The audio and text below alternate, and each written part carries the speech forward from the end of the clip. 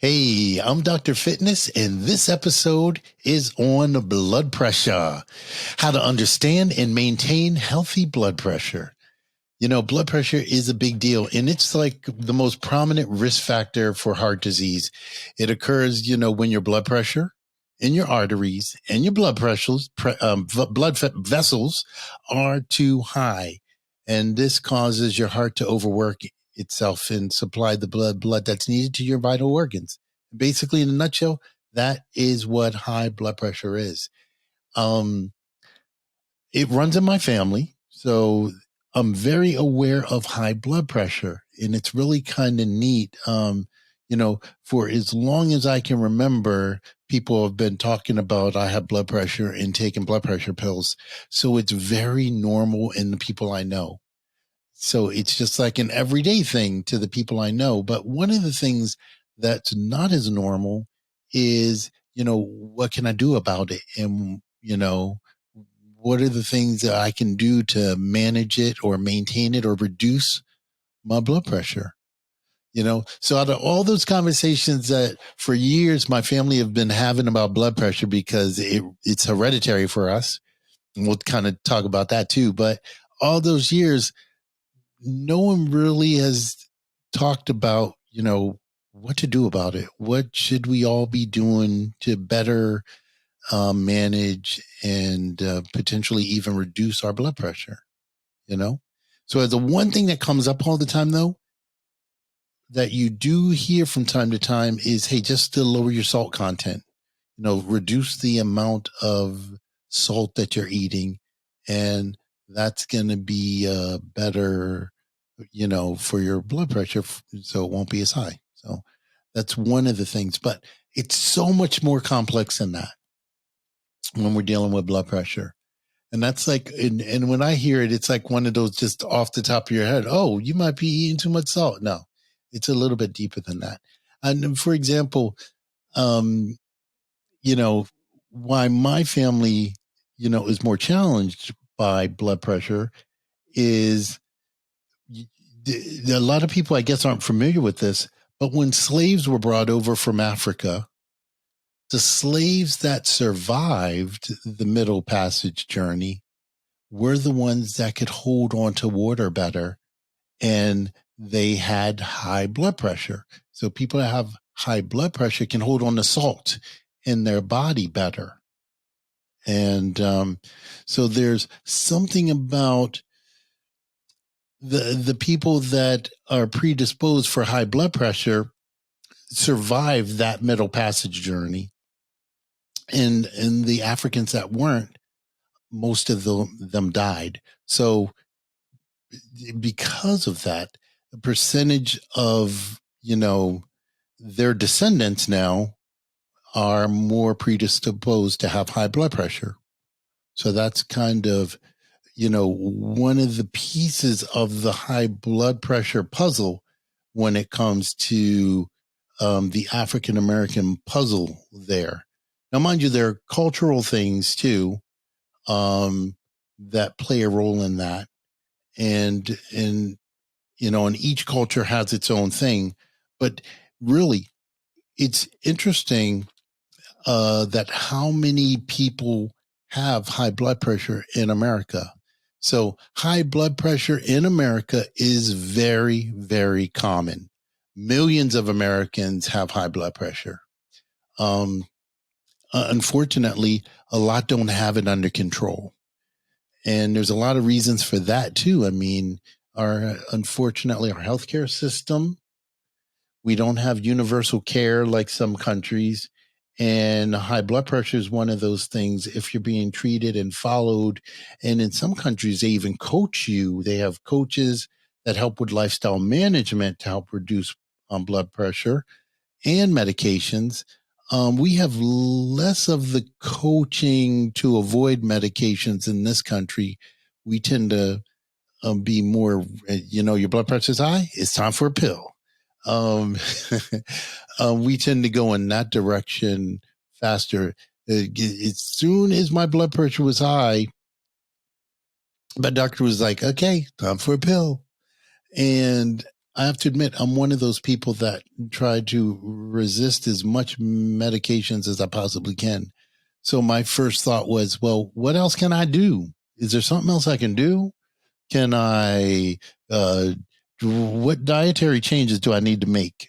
What exercise changes do I need to make? What lifestyle changes do I need to make to get this blood pressure down? And unfortunately, my medical professional just didn't have um, any really good answers for that. There was the thing about, again, the salt thing always comes up. But other than that, there was kind of nothing. You could hear crickets in that room. So, it always makes me wonder. I mean, I get it. I understand there's protocol. There are things that, our physicians have to do. It's just policies or what do we call it? Just protocols. So high blood pressure, we prescribe that. And I kind of didn't want to get on that wheel of just, okay, that being my only options. Let me really do some investigating. But when it really comes down to it, there are a lot of people that don't get the treatment they need. And I do believe that if you aren't willing to, remember, this is my opinion, but if you aren't willing to make some serious lifestyle changes and to really look at what's going on in your life and check your blood pressure on the regular, I'm telling you, I have a blood pressure cuff sitting right next to me all the time. I bet I could put my hands on it, but it's always with me because it's really important that I know what my blood pressure is all the time. And so I must take my blood pressure at least 4 times a day, and I log it. So I recommend that you take your blood pressure 4 times a day and log it. It's important to be proactive about these kind of things where it comes to your health. And you can go to any drugstore and buy a blood pressure cuff or taker, the whole little unit. I got one with batteries, and you can, carry it with you, take it, do what you need to do. But I just tell you this, it's vital to know it. I mean, it's essential to know it, and it's essential to track it, and it's really important to be on top of it. Now, whether you're on medication or not, okay, you need to know what your blood pressure is, because your doctor can put you on medicine and go, oh, well, we're on the medicine, and they may check it on those appointments when you come in. But the damage then is being done all the time if it's still high. So that means you really are in a really tough situation if you're continuing to go along, even on medication, and your blood pressure could still be high. So I recommend that if there's a hint of you having blood pressure challenges, that you step up and do some serious work to continue to know what it is and log it, because tracking it is really important. You want to know what it's doing over time. Okay. And those blood pressure cuffs, you can buy them online. They're really reasonably priced. I mean, $30, maybe even under $30. So, but definitely under $40, you can get a heart rate monitor. I mean, heart monitor. It can be purchased online. It's worth the investment, and it's really a small investment, but it is one of the best investments I think you could ever make, is having your own blood pressure monitor. The best investment that you can make. It's vital to have it, and to take it frequently. So, but remember, once again, when your blood pressure is high, it's going to really make it hard for your arteries and your blood vessels and put pressure on them, and they kind of expand.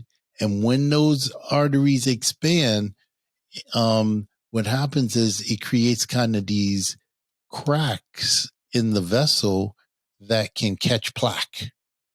Okay. So often it's referred to as a silent killer because as you're going through, when you're experiencing high blood pressure, there are usually no symptoms. So you won't even know what's going on. And high blood pressure may lead to a stroke. And I've seen strokes in young people too, from high blood pressures. And they won't even notice because sometimes they're smaller strokes. But definitely knowing what's going on with your blood pressure is just a real normal thing. I equate it to checking your weight. You know, people are like, oh, this is what my weight is. I think knowing what your blood pressure is 10 times more important than knowing what your weight is. If that gives you any indication of, you know, how important I'm trying to stress, because, you know, your weight is kind of not a silent killer, in my opinion. When you look at your body and you're really way overweight, there's nothing silent about that. You can see it. I mean, it's not sneaking up on you. It's real visual, you know, unlike your blood pressure, you can't see it. You can't see it happening, you know, and in most cases, you can't even feel it happening. And so it's really important that you are checking your heart rate on a regular basis. It's important that you know your numbers, and you're probably going, well, what should my numbers be? Well, if you're concerned about that, I'm going to tell you, there, you know, the standard is 120/80. Now, for some people, it's a little different. It could fluctuate lower than that or higher than that. Okay. And, but once you get to over 140 on that top number, and what the bottom number over 100, you really want to pay close attention.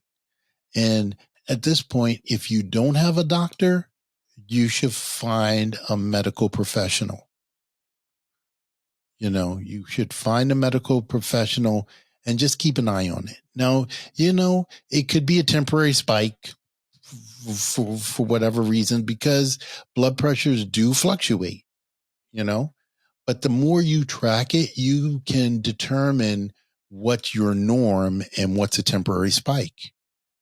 And that's why knowing your numbers are so important. So when you have that appointment with that doctor, you can give them the data of what's been going on with your blood pressure over an extended period of time.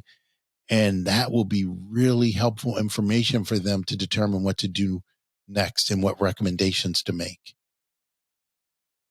I would also recommend, if you have a family history, being even more on top of it, you know? So if you have a family history, even more on top of it.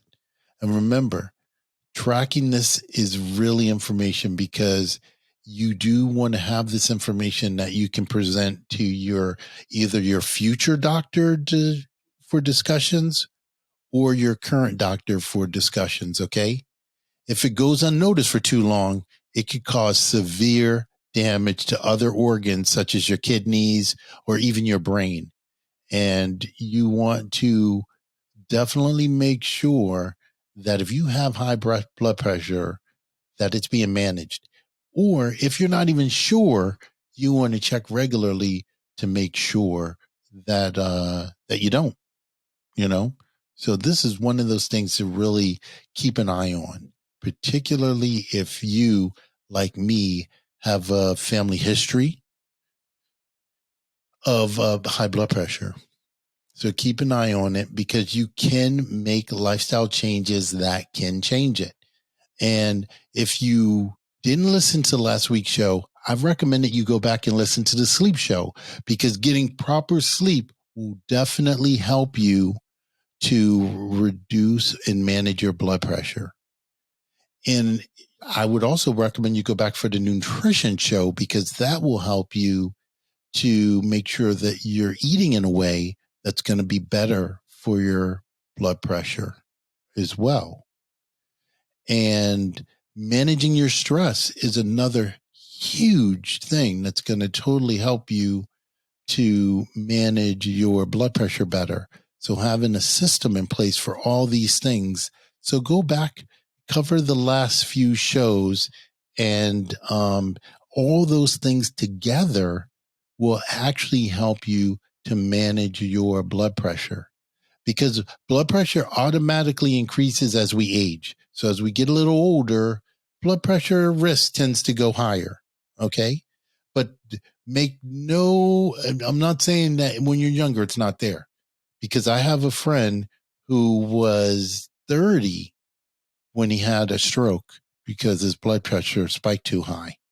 I mean, that's really young. And it came on, he was driving to work when it hit him. Fortunately, it was a smaller stroke, but he managed to get to the side of the road and call for help.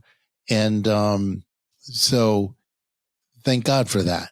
But I'll tell you, it could hit you at a time where it could be bigger and it could be a lot more dangerous. So, and you may need medication to lower it and keep it under control. So just keep that in mind as you go through this. So there are steps.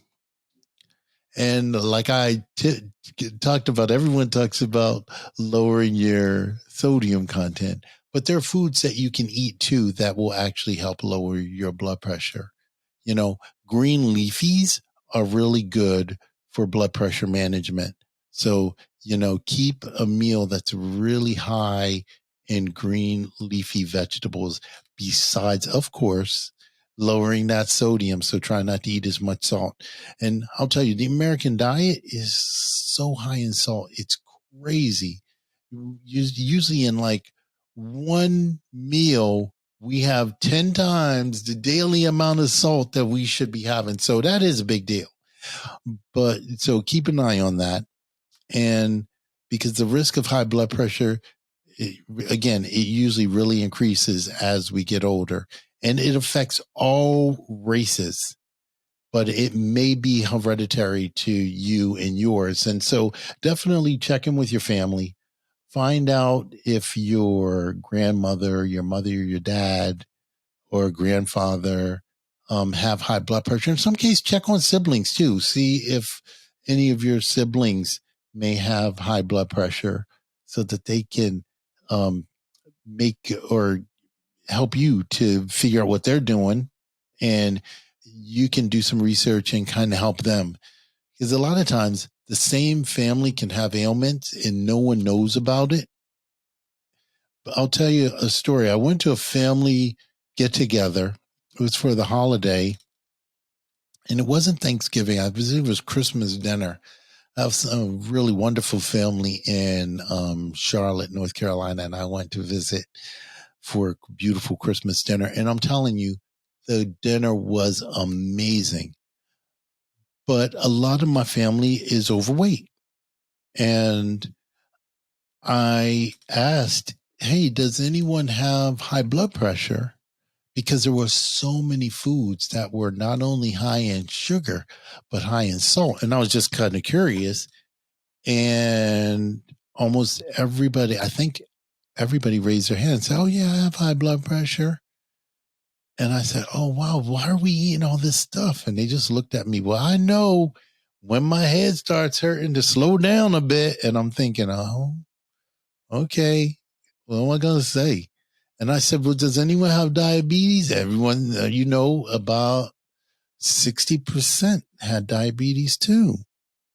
And their same responses, we're eating this stuff, but we know when to stop, And so I'm afraid, some people think of the medicine as, oh, because I'm taking the medicine, I can eat whatever I want to eat and it's going to be okay.